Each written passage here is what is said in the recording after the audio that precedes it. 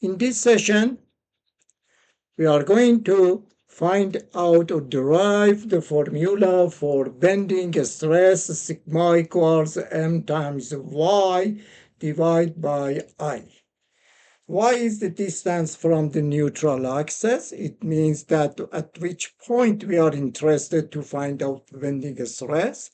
And I is the second moment of the area, or area moment of inertia. Okay, let's start it. Before we derive this formula, we have to talk about assumptions. Some assumptions that is famous for Bernoulli-Euler assumptions, actually. It means that without this assumption makes the derivation very easy. And without this assumption, maybe you cannot conclude this formula. The assumption says that first, we are using isotropic material. The beam is made from isotropic material, the material that has the same stiffness in 3 directions. Modulus of elasticity in all directions is the same. That's the meaning of isotropic. And it means that materials of the beam behaves elastically. It means that Hooke's law can be applied, and we apply Hooke's law. Sigma is equal to modulus of elasticity times strain. That's one of the assumptions. Then, first, the material is isotropic. Second, the beam acts in elastic region or behaves elastically or deform elastically. And Hooke's law can be applied. Third assumption is that the plane sections, which is famous as Bernoulli assumption, plane sections remain plane. And it means that if they are flat in the straight beam, they just rotated and not deformed or curved shape. That's another assumption. And another assumption is about the radius of curvature of the beam after the bending moment is applied is very high with respect to the depth of the beam. You can say depth of the beam. For example, if the cross section of the beam or depth of the beam cross section is h, radius of curvature that the beam bends, you can assume the radius of curvature here with respect to the neutral axis. This rho is much larger than h, or h is very small with respect to radius of curvature. Very small. That's another assumption.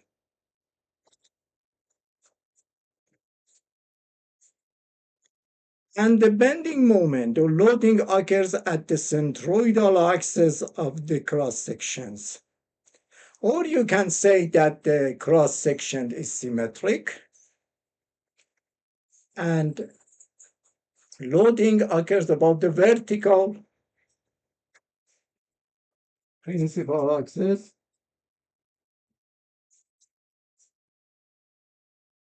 The cross section is symmetry with respect to the vertical axis or principal axis of the cross sections. That's another assumption. And beam also is uploaded to pure bending. Why? Why we do not consider variable bending moment? Actually, pure bending means that the bending from the first to the end of the beam or through the span of the beam is constant and doesn't change.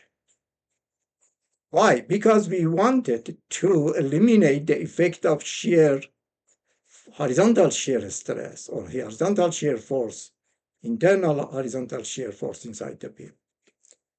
This is why they want to cancel out the effect of shear inside the beam in deformation and say that this deformation actually is 100% because of the pure bending moment, not any other loading anymore.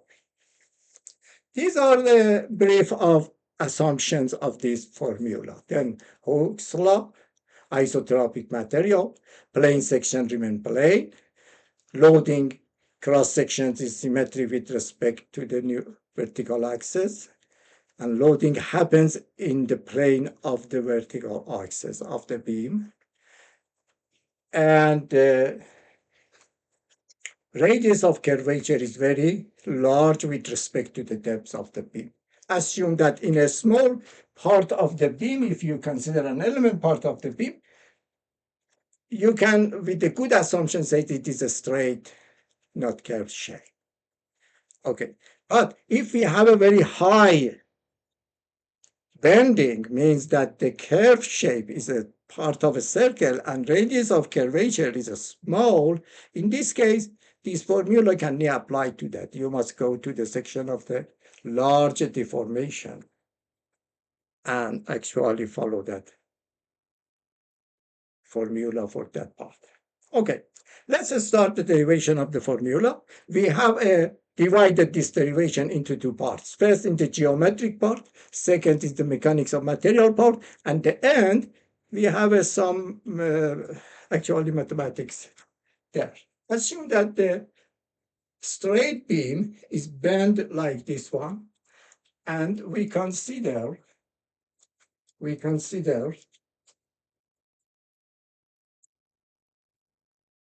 radius of curvature.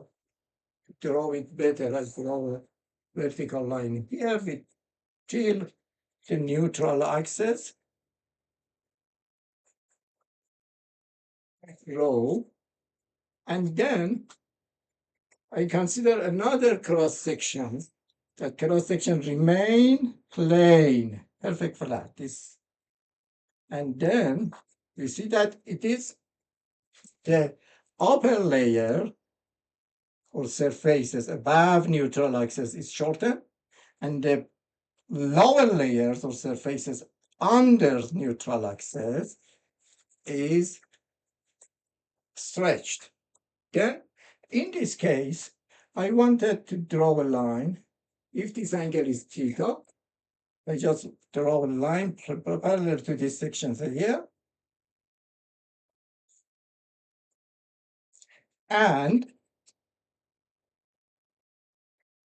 consider a point here, for example, this layer is stretched. We called it, for example, if this is C, this is C prime, and this is, I called it E, this is E prime, E prime is a stretch, and the original length was CC prime, or we can say E double prime. Okay, this amount of a stretch, how much is it?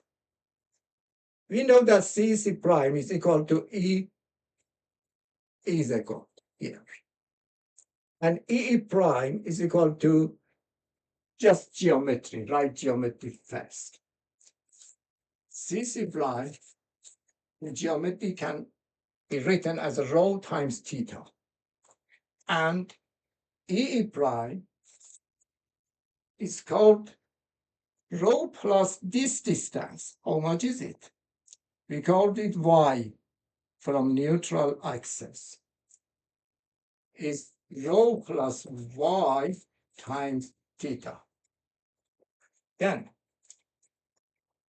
this is the original length, and this is the length after this formation at y, because it depends on the amount of departure from neutral axis. We assume y, we called it E prime is called L at y. Then, a strain, according to the definition of a strain or change in length, delta L, delta is equal to Ly minus L0. and delta is equal to Ly is rho plus y theta minus rho theta, which you can simplify that, and it is equal to y theta. This is the amount of change in the fiber here due to bending moment. And then we know a strain from definition, which is called delta divided by original length. Actually, you can say original length rho theta. And you can write y theta divided by rho theta is equal to y divided by rho. This is geometric part. We finish with that. Then this is the derivation between the strain and curvature of the bridges of curvature of the beam after deformation, and coordinate of point stress at point y is equal to y divided by rho. Okay, let's go for to do some mechanics of material here, because we reach to a strain. We know that a stress is equal to, we apply Hooke's law. Then sigma stress is equal to E times Y divided by rho. Okay, let's talk about assume a rectangular cross sections, and this is neutral axis, and I show the stresses here. And then when y is 0, stress also is 0. When y is max, stress is max. Changes like that. Here the same story, but it is under tensile stress. But you need that this stress changes linearly.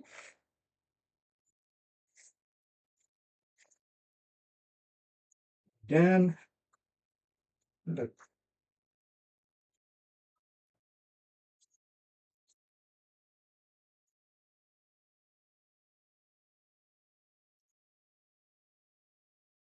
This is distribution of bending stress that applied to the cross section rectangular object. Okay, what I wanted to find out the relation between the bending moment and this stress. Okay, this stress is caused by bending moment, pure bending moment. One of the assumptions was the beam was under pure bending moment, constant moment. Then, pure bending moment is an internal reaction inside the beam. It cannot act concentric at any point inside the beam. It will be shared between all particles of the cross section, at any cross section, shared between all particles. But how many particles? No. The only thing that we know, we can divide the surfaces, cross section, so into a small, tiny area. For example, 1 mm square. And say that how much of these stresses belongs to this small area, or then I take it very, very tiny, small area here, and divided the whole cross sections into a small, tiny area, and find out the stresses that apply to, and I can assume that the stress that applied in this tiny area can be assumed constant. It doesn't change linearly from top to the bottom of this small. I can assume that this is actually constant because I think this is very tiny area, very tiny. And I can have these assumptions. That's a good assumption. And in this case, I know the stress depends on the distance from the neutral axis, y, and amount is, I call it sigma times this small amount of area here, which I call the delta L. Then, how many delta L I have here?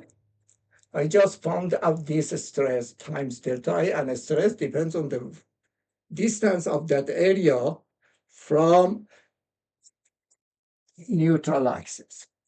And this gives me the total stress times this area, gives me the force.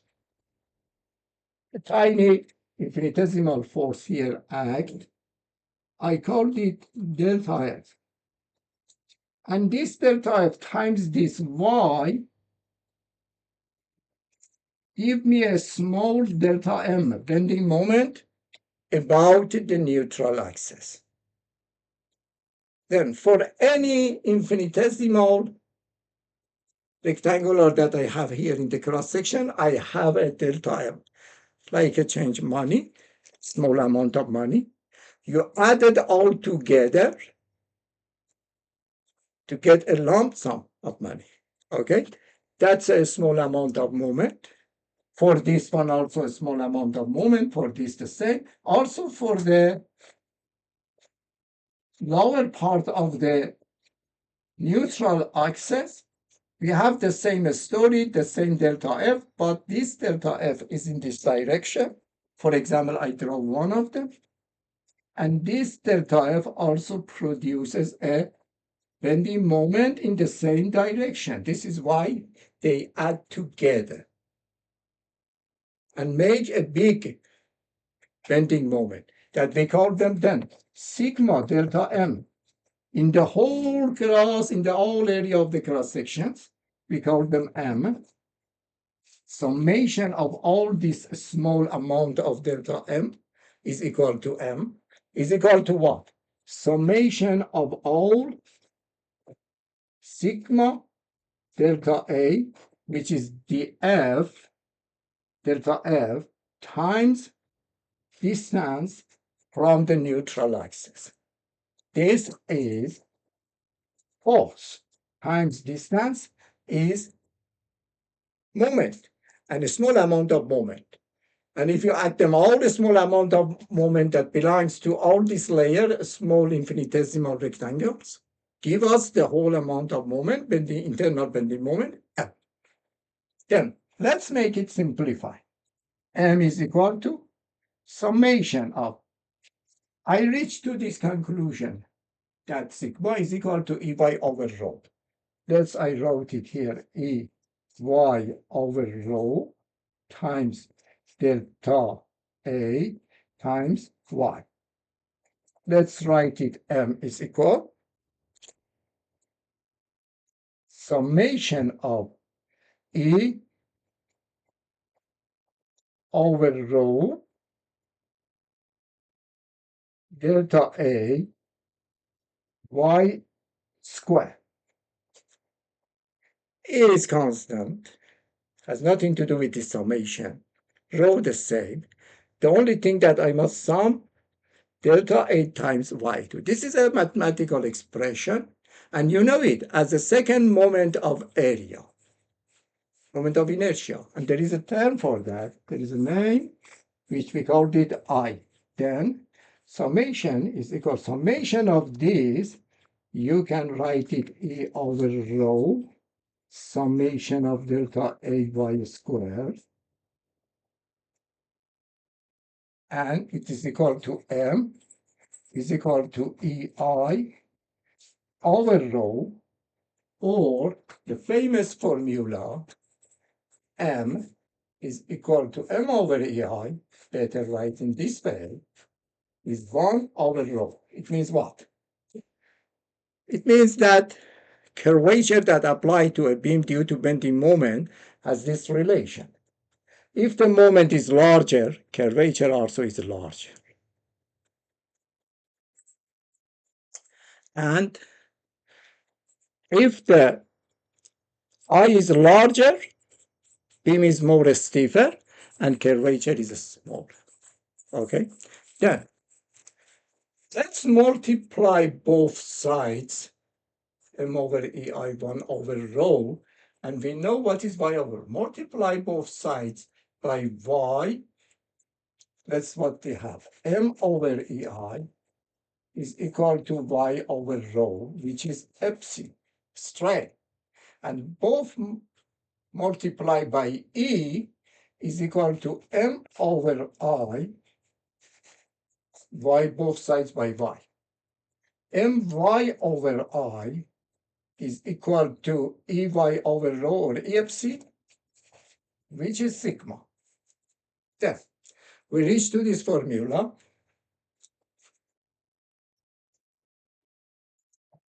that sigma at any point inside the beam, at any point in the cross sections, is equal to bending moment, internal bending moment, times the distance of that point from neutral axis divided by second moment of area of the cross section. Sigma is equal to my over I. Okay, that's the derivation of this formula. But what happened? Return back to real life. In real life, yes, we have many beams, iron beam, steel beam. Most famous one is I-beam. And this formula is directly applicable to them. But what about other beam, like joist? In the roof, in the floor, which is a wooden beam, wood is not isotropic, is orthotropic. And modulus of elasticity in different directions has different value. The most largest one is in the along the grain of the wood, the fibers, along the grain. But in the other direction, it is weak. With some consideration, actually, we can use this formula for them. Another beam, which is a reinforced concrete, also concrete, you can take it, reinforced concrete is composed of concrete and is composed of, as is the, consists of the iron steel bar. This is called a composite beam. And because this is a composite beam, actually, this formula can be, with some consideration again, applied to that as well, to the reinforced concrete beam. Then for any of them, you must find out what is the code of building for them. For concrete beam, for joist, wooden beam. For example, in wooden beam, you must avoid notches.